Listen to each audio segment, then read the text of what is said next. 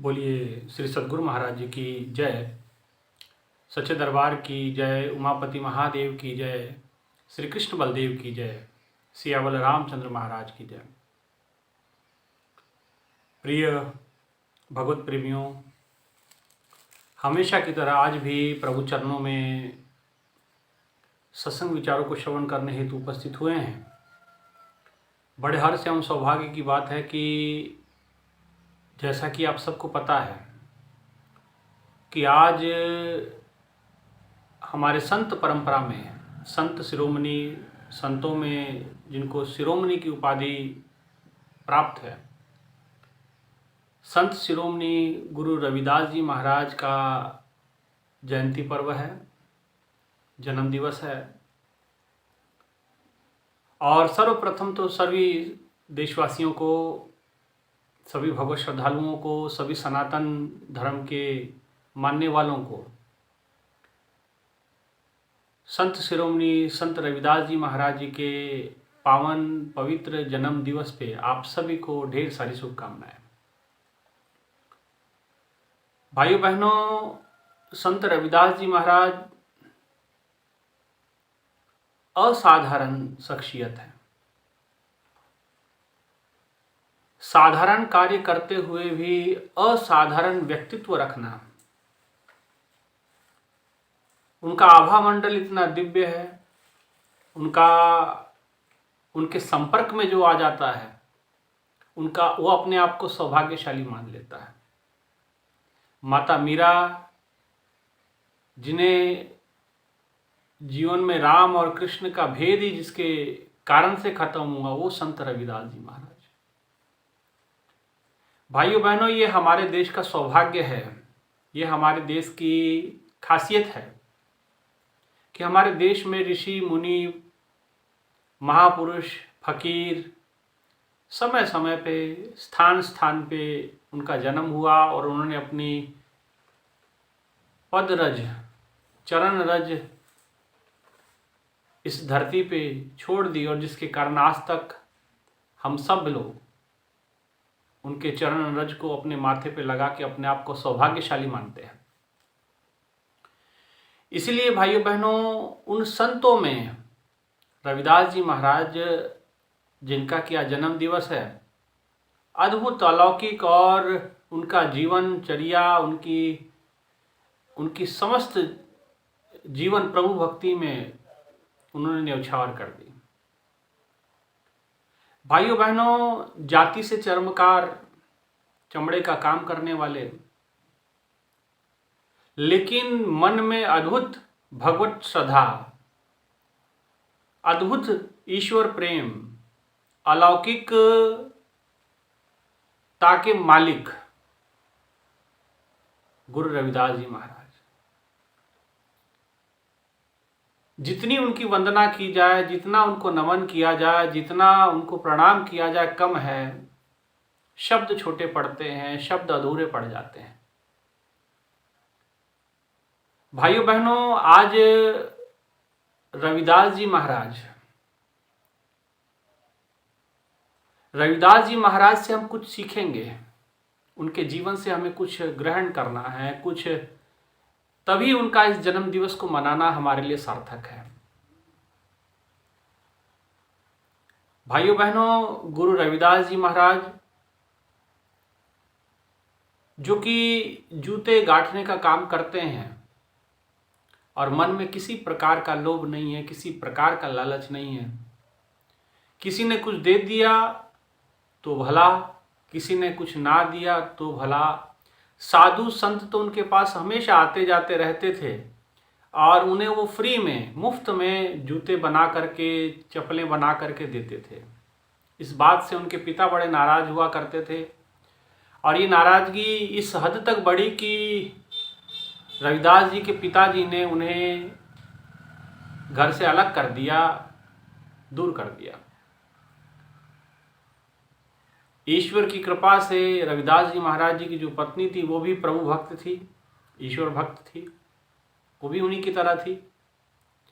वो भी अपने पति के हर कार्य में सहयोग देती है, और वो भी समय समय पर प्रभु भक्ति अपना जो भी उनका समय था प्रभु के चरणों में उन्होंने भी लगाया। भाइयों बहनों, संत रविदास जी महाराज,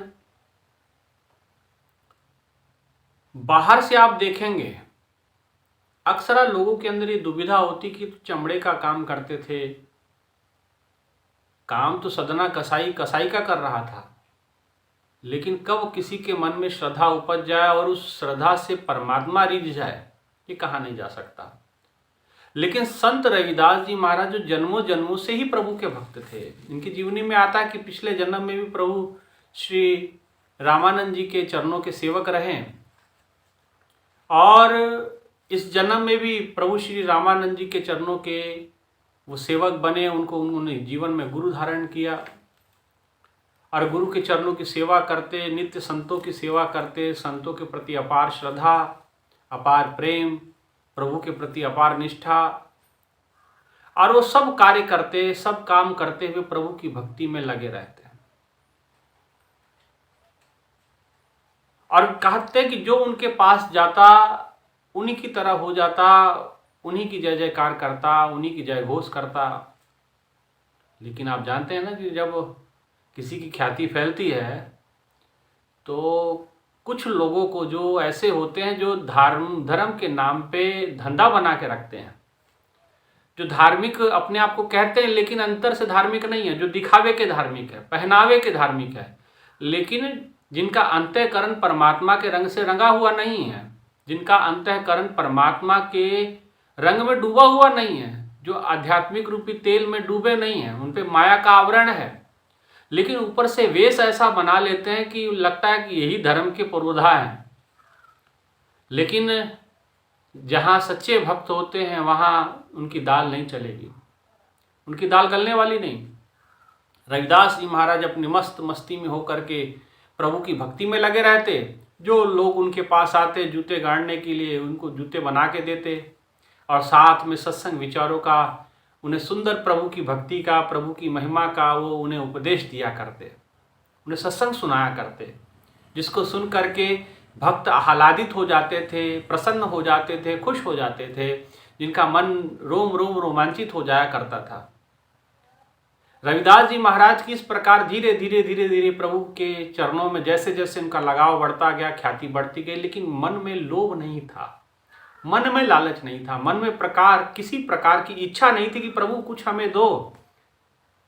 वो कहते थे कि तुम सो जोड़ अवर संग तोड़ी, साची प्रीत हम तुम संग जोड़ी, कि मैंने साची प्रीत आपसे जोड़ी है, मेरा जो प्रेम है प्रभु आपके चरणों से है, मुझे दुनिया से क्या, हमें है काम ईश्वर से, जगत रूठे तो रूठन दे।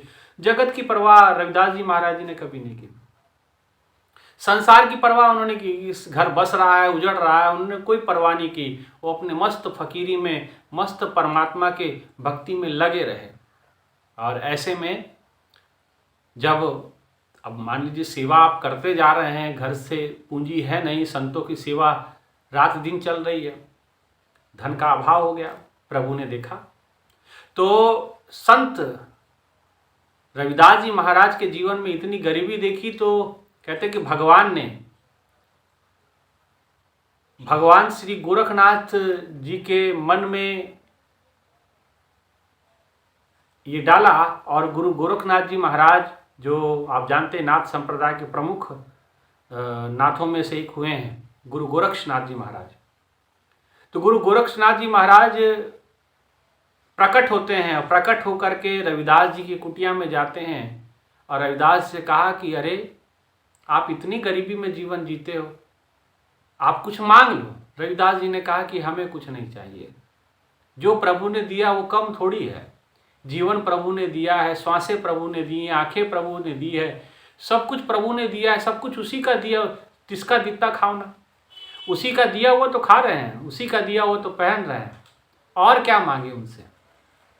बोले नहीं, कितनी गरीबी है, कुछ मांग लो।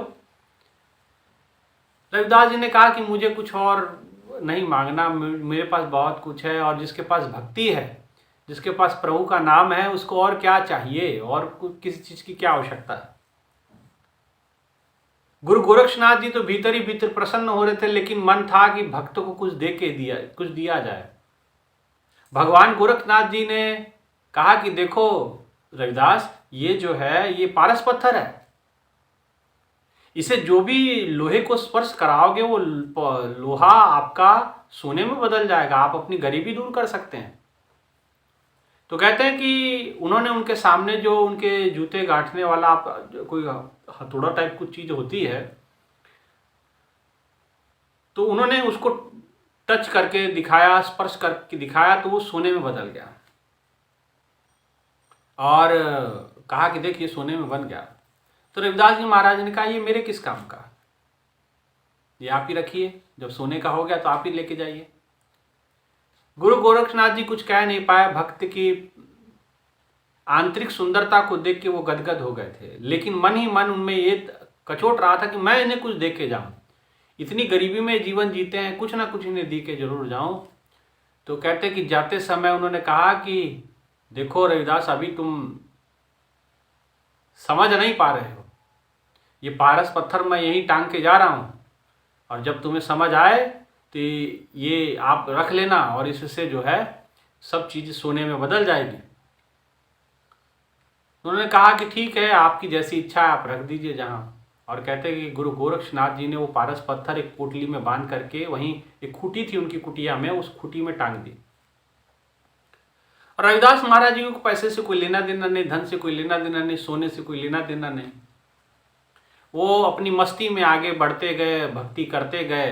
काफी समय बीत गया, गुरु गोरक्षनाथ जी के मन में आया, अरे मैंने वो पारस पत्थर दिया था, अब तो रविदास की जो है जीवनचर्या सुंदर हो गई होगी, अब तो उनके जीवन से गरीबी दूर हो गई होगी।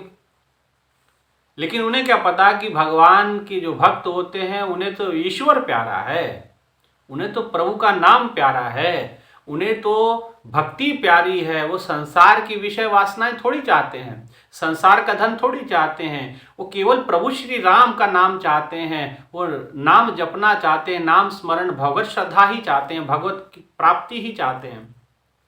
और जब वापस उनकी कुटिया में गए और उन्हें देखा कि रविदास जी महाराज फिर उसी हाल में, लेकिन आज भी उनकी आंखों में वही तेज है, उनके चेहरे पे वो चमक है, वो प्रकाश आज भी नजर आ रहा है। तो उन्होंने कहा रविदास, तुझे मैं पारस पत्थर देके गया था, उन्हें मन ही मन गुस्सा आ रहा है कि भाई इन्हें अभी तक सोना क्यों नहीं बनाया। यही रविदास जी की जगह कोई और होता तो कहते ये भी सोना बना लो, ये भी सोना बना लो, ये भी सोना बना लो, होता ना ऐसा, लालची प्रवृत्ति होता और लालच बुरी बला। लेकिन रविदास जी महाराज मोह और लोभ से ऊपर थे, और उन्होंने कहा कि रविदास, मैंने पारस पत्थर यहां छोड़ के गया था, आपने उसका इस्तेमाल नहीं किया, कहां रखा है वो। तो रविदास जी महाराज जी ने प्रभु गोरक्षनाथ जी को कहा कि प्रभु, आप जहां छोड़ के गए थे वहीं होगा, मैंने तो छुआ नहीं, मैंने तो देखा नहीं उसके तरफ, मुझे प्रभु के भक्ति से मतलब, मैं तो प्रभु की भक्ति में लगा रहा, मेरे पास इतना समय कहा कि मैं किसके पारस पत्थर को छूं, मेरे पास तो नाम रूपी पारस है, मैं उसी में मस्त हूं, जिसने मेरा स्पर्श किया हम जैसे छोटे लोगों को भी ऊंचा बना दिया, नीचो ऊंच करे मेरा गोविंद, काहू ते न डरे, जो मुझ जैसे नीच को भी ऊंचा उठा देता, ये तो मेरे गुरु की कृपा है, मेरे गोविंद की कृपा है, ये तो मेरे प्रभु की कृपा है, ये मेरे प्रभु का प्रताप है। तो मैं उस प्रभु को छोड़ करके पारस पत्थर के पीछे जाऊंगा। और कहते कि ऐसा सुना, गुरु गोरक्षनाथ जी मन ही मन बड़े प्रसन्न हुए, और देखा उसी जगह पे जैसे वो कुटी के अंदर वो पारस पत्थर को छोड़ गए थे, ठीक उसी स्थिति में उन्होंने छुआ तक नहीं था।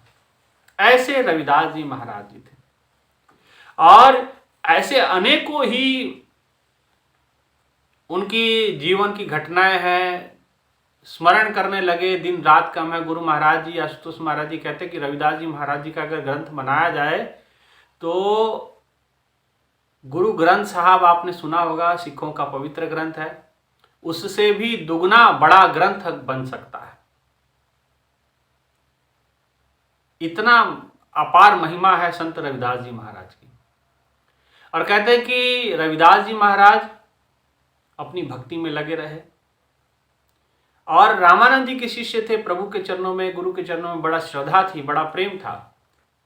और मैं तो यहां तक कहता हूं कि जो भी जगत गुरु हैं वो भी रविदास जी महाराज के प्रति अपार श्रद्धा रखते हैं, हिंदू धर्मावलंबी, सनातन धर्मावलंबी के जितने भी जो संत समाज हैं वो संत रविदास जी महाराज के प्रति बड़ी अपार श्रद्धा रखते हैं। और जो अपने आप को हिंदू कहे लेकिन रविदास जी महाराज के चरणों में श्रद्धा ना रखे, प्रेम ना रखे, वो फिर किसी गिनती में नहीं आता। भाइयों बहनों, आप समझ सकते हैं। सिख हैं वो भी प्रभु गुरु रविदास जी महाराज जी के चरणों में अपार श्रद्धा रखते हैं, क्योंकि गुरु रविदास जी की वाणी गुरु ग्रंथ साहब में दर्ज है और बड़े सुंदर शब्दों में दर्ज है। जगह जगह पे उनकी वाणी का गुणगान होता है। साची प्रीत हम तुम संग जोड़ी, तुम संग जोड़ अवर संग तोड़ी, ये बड़ा सुप्रसिद्ध भजन आप गुरुवाणी में आप पाएंगे। प्रभु जी हम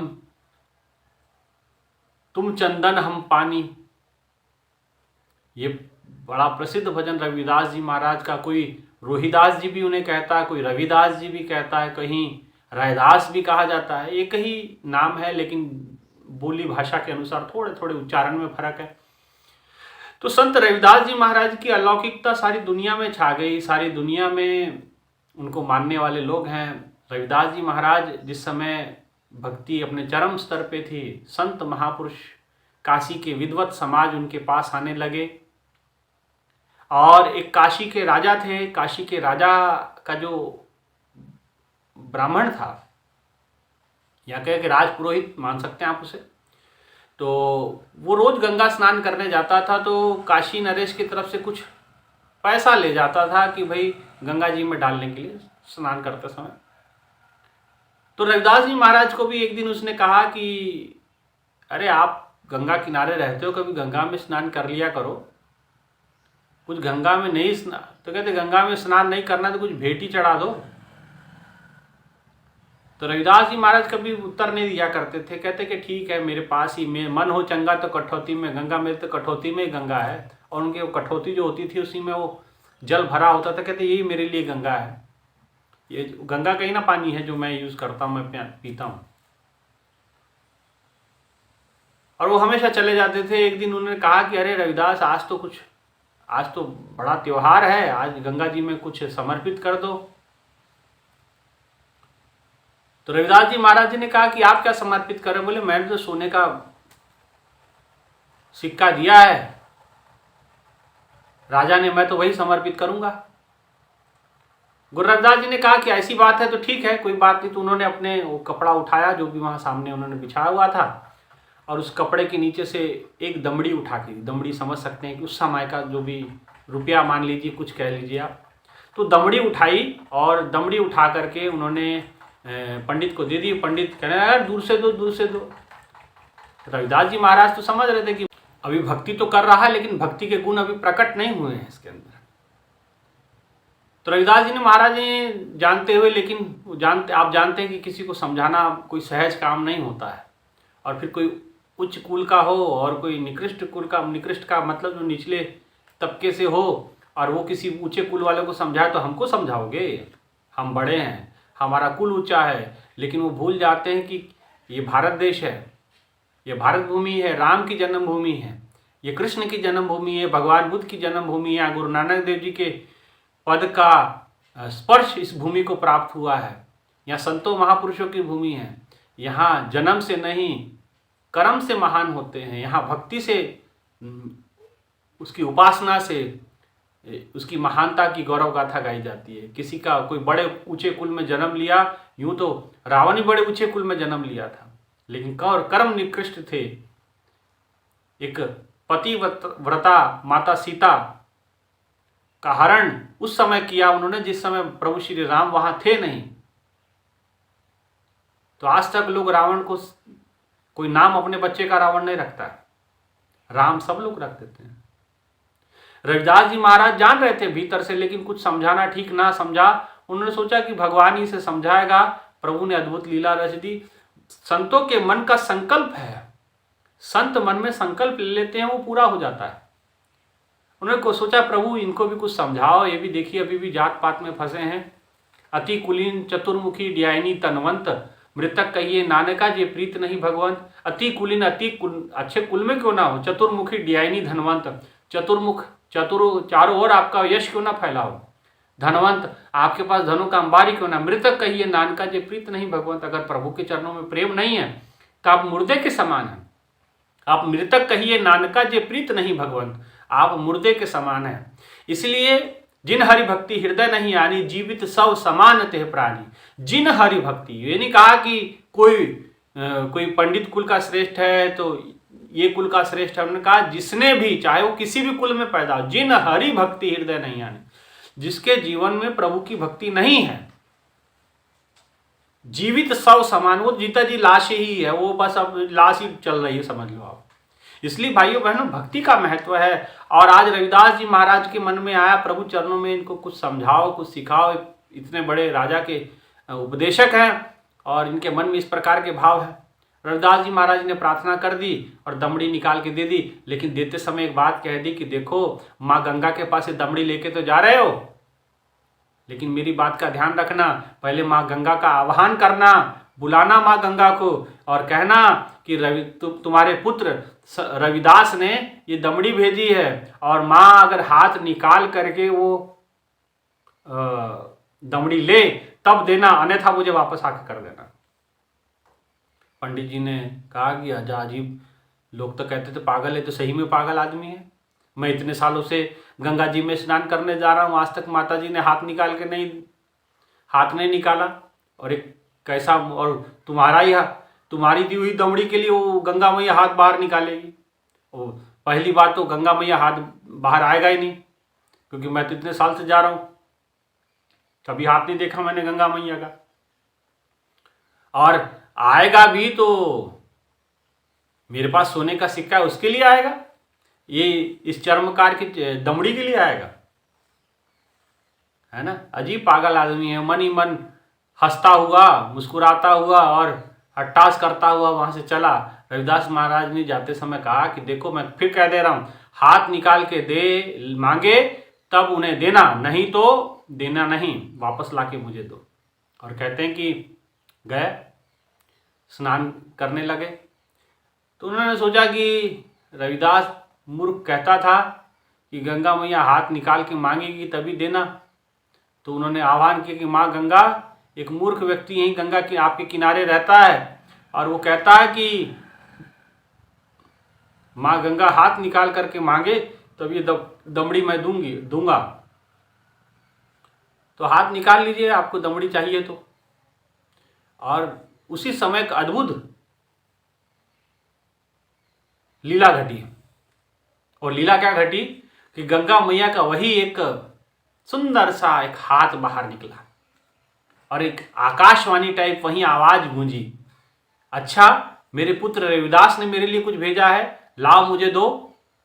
और पंडित जी की तो हालत खराब की, भाई ये क्या हो गया, ये कहाँ से आवाज आ रही है। और हाथ जैसे निकला और वो हाथ पंडित की ओर बढ़ा और पंडित के हाथ कांप रहे थर थर थर थर थर थर, और हाथ कांप रहे हैं। हाथ कांपते उस हाथों से वो गंगा मैया का जो हाथ था उसने जो है वो दमड़ी ले ली और हाथ में रख दी और कहा कि यहीं खड़े रहना, मैं रविदास जी के लिए कुछ भेज रही हूँ, मैं अपने पुत्र के लिए कुछ भेज रही हूँ। और उन्होंने हाथ तुरंत नीचे गया और तुरंत एक हाथ ऊपर आया और उसमें एक सोने का कंगन था।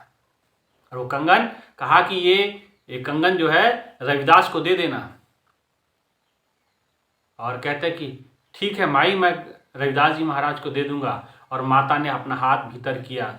जब उसकी चेतना वापस आई, ये क्या था, ये क्या हो गया, ये कैसे हुआ, उसकी बुद्धि काम करना बंद कर दी। आश्चर्यचकित हो गया कि भाई ये हुआ क्या मेरे साथ, गंगा मैया ऐसे भी हाथ निकालती, हमें तो पता ही नहीं था आज तक।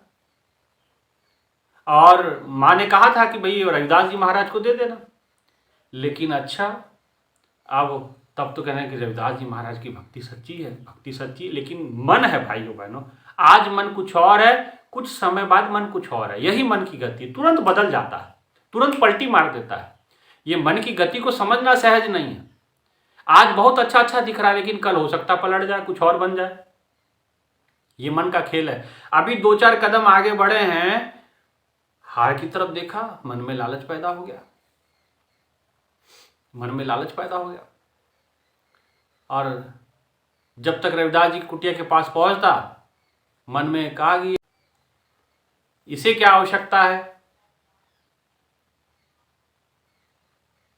इस सोने के कंगन की, करेगा क्या? और इसको क्या पता माता ने दिया है कि नहीं दिया है। तो जिस समय कुटिया से बाहर बैठे हुए थे, जूता गांठ रहे थे, तो ये बगल से निकले हैं। तो रविदास जी महाराज ने खुद ही आवाज़ मारी कि पंडित जी कहाँ जा रहे हो? पंडित जी ने को लगा कि भाई काम हो गया खराब। पंडित जी ने कहा कि हो गया स्नान, आपकी दमड़ी दे दी। बोले माँ ने हाथ निकाल के ली थी कि नहीं ली थी? बोले हाँ ली थी। तो माँ ने कुछ दिया कि नहीं दिया मेरे लिए? अब पंडित जी झूठ बोल गए यहाँ पे। पंडित जी ने कहा कि नहीं कुछ नहीं दिया, वो तो लेके रख लिया चुपचाप जो भी दिया था आपने। तो रविदास जी महाराज सब जानते, वो तो जान रहे थे। उन्होंने कहा कि ठीक है, अच्छी बात है, ले लिया तो कोई बात नहीं है। और वो क्या ठीक है, आप अपना प्रस्थान कीजिए। और अपने कार्य में भगवत प्रेम में लग गए। वो ईश्वर के भक्ति में वो लीन थे, वो फिर से उसी कार्य में लग गए। बोले कोई बात नहीं, जाइए आप, माँ ने ले लिया ना, ठीक है। और पंडित जी ने देखा कि सोने का हार है, सोने का कंगन है। अब ये कंगन क्या करेंगे हम? अब वो कंगन क्या किया कि भाई इस कंगन को क्यों ना हो कि मैं राजा को दे दूं। अब ये राजा को मैं दे दूंगा तो राजा प्रसन्न हो जाएगा, जिससे मेरे को कुछ और इनाम वगैरह मिलेगा। इस लोभ से, इस लालच से वो राजा के पास गया कि महाराज मैं आपके लिए कुछ भेंट लेकर के आया हूं। देखिए भक्ति किसकी, दिया किसने, पहुंच कहाँ रहा है, और देखिए कहाँ आएगा वापस वो। और वो तो राजा ने कहा कि अच्छा क्या भेंट देना चाहते हो? राजा ने क्या किया, राजा को उन्होंने, पंडित जी ने वो कंगन जो है भेंट कर दिया। कंगन को देखा, अद्भुत कारीगरी, अलौकिक कारीगरी, माँ गंगा ने दिया था। अद्भुत अलौकिक कारागिरी थी। और बड़ा उसको देख के जो भी देखता था मोहित हो जाता था। बड़ी सुंदर चमक थी उसके अंदर। और राजा ने जब देखा तो उसको बड़ा प्रसन्न हुए। वो उन्होंने कहा कि बहुत सुंदर, और खूब सारा उनको इनाम मिला उसके बदले में। और वो कंगन उन्होंने अपने पास रख लिया राजा ने। जिस समय वो शयन कक्ष में गए तो राजा की जो रानी थी, महारानी थी, उन्होंने कहा महारानी मैं आपके लिए कुछ लाया हूँ। और उन्होंने एक कंगन निकाल करके, यही जो रविदास जी महाराज जी के लिए माँ गंगा ने दिया था, पंडित के थ्रू राजा को मिला, और राजा ने महारानी को दे दिया कि रानी ये आपके हाथ में शोभा है, बहुत अच्छा शोभा पाएगा। अब शोभा पाएगा तो रानी ने ले तो लिया, लेकिन वो एक ही हाथ का था, एक ही कंगन था। क्या कि राजा एक ही कंगन एक ही हाथ में मैं कैसे पहनूंगी, हमको तो एक और चाहिए ना, तब ना जोड़ा बनेगा। आप जानते हैं चूड़ी या कंगन कोई भी तो दो होते हैं, तो एक हाथ में, दोनों हाथ में पहनना होता है।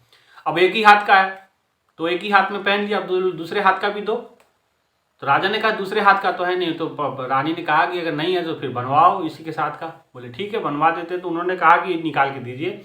और उन्होंने वो सोने का जो कंगन था वो निकाल के रानी ने दिया। और उन्होंने जो भी राजघराने के जो भी स्वर्णकार थे, जो भी सोने चांदी के गहने बनाते थे, उनके पास वो भेजा। उन्होंने कहा कि देखो ये कारीगरी हमारे क्षेत्र की नहीं है, और जहाँ तक हमारा ज्ञान है, और ये मैं जानता हूँ कि यहाँ की कारीगरी नहीं है। उन्होंने कहा कि बाहर की होगी तो बाहर से पता करवाया, लेकिन ये कारीगरी तो यहाँ की है ही नहीं, ये अद्भुत है, ये कारीगरी पता नहीं किसकी बनाई हुई है। तो ने कहा कि ये हम लोग नहीं बना पाएंगे, ये अद्भुत चमक इसकी हम नहीं ला पाएंगे। सभी स्वर्णकारों ने हाथ खड़ा कर दिया। अब रानी के पास गए कि रानी ये तो ऐसा तो बन नहीं पा रहा है, इसके जैसा कोई दूसरा बनवा देंगे। बोले नहीं ऐसा ही चाहिए, यही चाहिए, इस प्रकार का, इसके साथ का चाहिए। तो रानी ने कहा कि ये आया, ये आपके पास एक कहाँ से आया? तो राजा ने बताया कि पंडित जी ने दिया था। तो रानी ने कहा कि देखिए अब जब कहीं नहीं है तो पंडित जी को पता होगा उन्होंने कहाँ से लाया। तो पंडित जी को पूछो। अब पंडित जी को बुलाया गया कि पंडित जी इसके साथ का दूसरा चाहिए, बताओ कहाँ से मिलेगा, पैसा ले लो। अब पंडित जी कैसे बताया कि माँ गंगा ने दिया था और रविदास जी के कहने, रविदास जी के लिए दिया था। उन्हें कहने लगा नहीं अब मेरे को तो पता नहीं कहाँ से मिला, क्या मिला। तो राजा ने कहा कि भाई इसके साथ का दूसरा ला के दो, आप जितना धन बोलोगे हम देंगे। अब पंडित जी के पास कोई जवाब नहीं था, उसको पता था कि आया कहाँ से। तो महाराज अब दूसरा नहीं आ सकता, एक ही था ये। राजा ने कहा ये कोई बात नहीं हुई, दूसरा लेकर के आओ। तो जिस समय ऐसी बात कही तो वो राजा की बातों को टालता रहा पंडित। राजा को क्रोध आया। राजा ने कहा कि ऐसा है कि 4 दिन के अंदर अगर ये कंगन वापस मुझे नहीं मिला इसके साथ का दूसरा, तो तुम्हें खूब भयंकर दंड दिया जाएगा। अब वो पंडित को की हालत खराब। पंडित जी पहुंचे घर, पत्नी को सारी बात बताई। पत्नी ने कहा ना उदास क्यों हो? तो उन्होंने कहा कि ऐसी ऐसी बात है, रविदास जी महाराज ने दमड़ी दी थी, वो दमड़ी के बदले माता गंगा ने हाथ निकाल करके ये कंगन हमें दिया था और कहा था कि मेरे पुत्र को दे देना, मेरे बच्चे को, रविदास महाराज को दे देना ये। लेकिन मैंने मन में लोभ करते हुए राजा को दे दिया। अब राजा इसकी दूसरी इसके साथ के कंगन की मांग कर रहा, मैं कहाँ से ला के दूँ। तो उनकी जो पत्नी थी पंडित जी की, वो बड़ी श्रद्धालु थी, वो प्रभु श्री संत श्री रविदास जी महाराज की प्रभाव को जानती थी, श्रद्धावान थी। उन्हें कहा कि देखो, जिसके कहने पे माँ गंगा ने तुम्हें दर्शन दिए, उनके हाथ, उनका जो भेंट था जो रविदास जी महाराज के लिए था, आपने कितना निकृष्ट कार्य किया और आपने जो है वो कंगन रविदास जी को देने के बजाय राजा को दिया, ये आपने बहुत बड़ी गलती की है। तो बोले अब गलती तो हो गई, अब मैं क्या करूं। तो पंडिताइन ने समझाया कि देखो, अब गलती की है तो इसका क्षमा याचना भी है, आप चलिए। रविदास जी महाराज कोई साधारण शख्सियत नहीं है, ये साक्षात नारायण ही संतों के रूप में वास किया करता है, ऐसा मैंने ग्रंथों में पढ़ा है। और संत थे हरि, हरि थे संत, ऐसे वेद चारों बोलताती।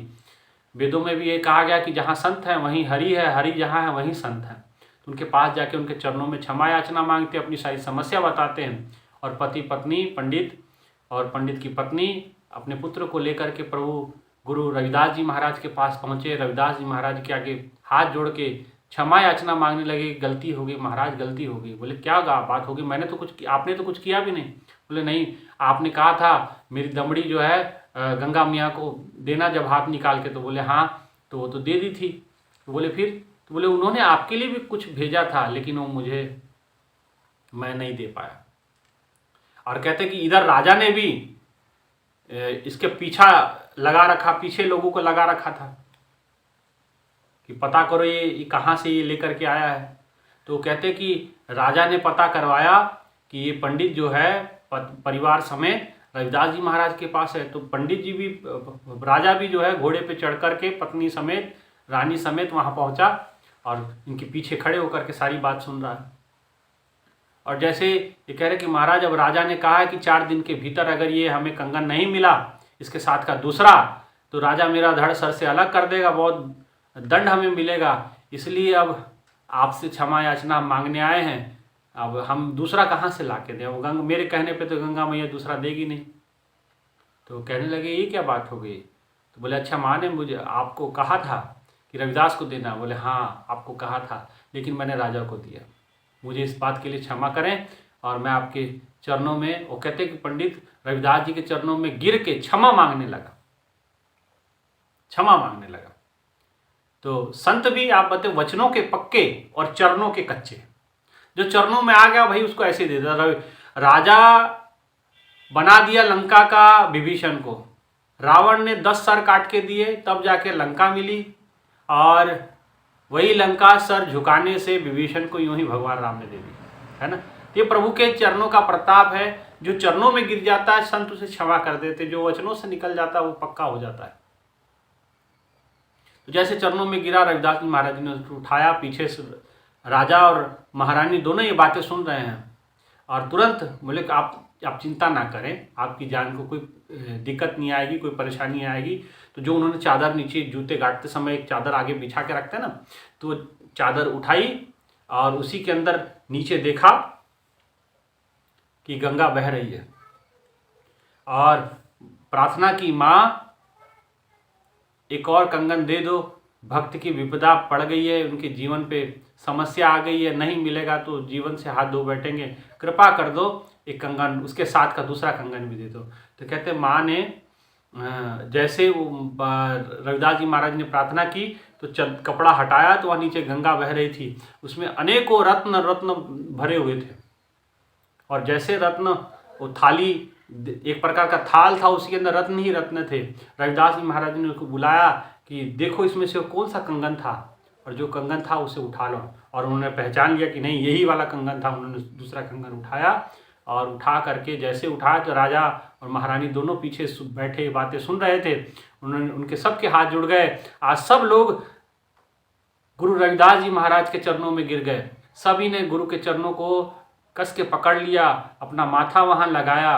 कहने लगे प्रभु आप साधारण नहीं, असाधारण शख्सियत है, अलौकिक है, अद्भुत है, और आपके लिए सोना चांदी कोई मायने नहीं रखता है, आपके लिए कंगन, और हमें भी ये कंगन का क्या करना। राजा ने कहा महाराज हमारी तो शोभा आपसे है, हमारे राज्य की शोभा आप है, और आप तो साधारण नहीं हैं। आज हम धन्य हो गए कि स्वयं नारायण रूपी संत हमको मिल गए।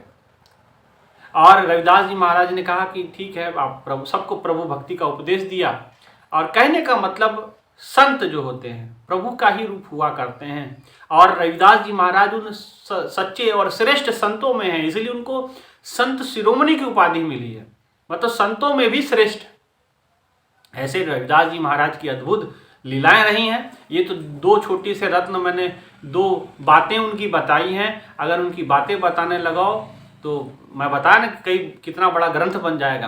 ये तो दो छोटी सी घटनाएं मैंने आपके सामने रखी हैं, है ना। इसीलिए भाइयों बहनों, ये दो छोटी सी घटनाएं हैं और छोटी नहीं है, विचार करें तो बहुत बड़ी। तो उसी समय रविदास जी ने कहा मन हो चंगा तो कठौती में गंगा, गंगा जाने से कोई फायदा नहीं है।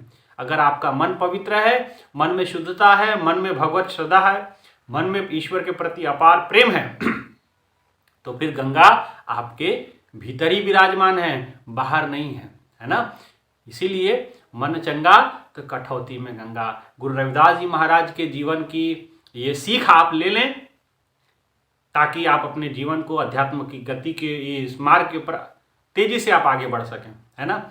इसीलिए फिर एक बार आप सभी भगवत श्रद्धालुओं को, सभी भगवत प्रेमियों को संत शिरोमणि श्री गुरु रविदास जी महाराज जी के जन्म दिवस पर आपको ढेर सारी शुभकामनाएं, और समस्त देशवासियों को ढेर सारी बधाई संत रविदास जी महाराज जी के जन्म दिवस के अवसर पे। इतना ही कहते हुए अपने विचारों को यहीं विराम, और आप सभी से एक रिक्वेस्ट है, प्रार्थना है कि आप सभी इस वीडियो को सुने भी, शेयर भी करें और लोगों तक भी पहुंचाएं, और सब्सक्राइब जरूर इस चैनल को कर लें, ताकि आने वाले विचारों को और पीछे जो बहुत सारे सत्संग विचार आपने मिस कर दिए होंगे, आप उसका भी लाभ ले सकें। और पिछले काफ़ी समय से मैं वीडियो नहीं बना पा रहा था, क्योंकि प्रोग्राम का शेड्यूल कुछ इस प्रकार से था, सुबह शाम कार्यक्रम, तो मौका नहीं मिल रहा था। एक तो मौसम भी बड़ा ख़राब था, है ना। लेकिन अब और फिर ऊपर से स्वास्थ्य भी थोड़ा सा मेरा ठीक नहीं चल रहा था, लेकिन प्रभु की कृपा है, अब सब कुछ सामान्य है। कोशिश करेंगे कि आपके लिए निरंतर सत्संग विचारों की श्रृंखला को अनावृत आप तक पहुंचाएं। इतना ही कहते हुए अपने विचारों को यहीं विराम, और जरूर से जरूर इस चैनल को सब्सक्राइब कर लेना, लाइक और जरूर देखना है, लोगों तक पहुंचाना। इतना ही कहते हुए विचारों को विराम। बोली श्री सद्गुरु महाराज की जय, संत शिरोमणि रविदास जी महाराज की जय, सच्चे दरबार की जय, सियाबल रामचंद्र महाराज की जय, गुरुदेव आशुतोष महाराज जी की जय।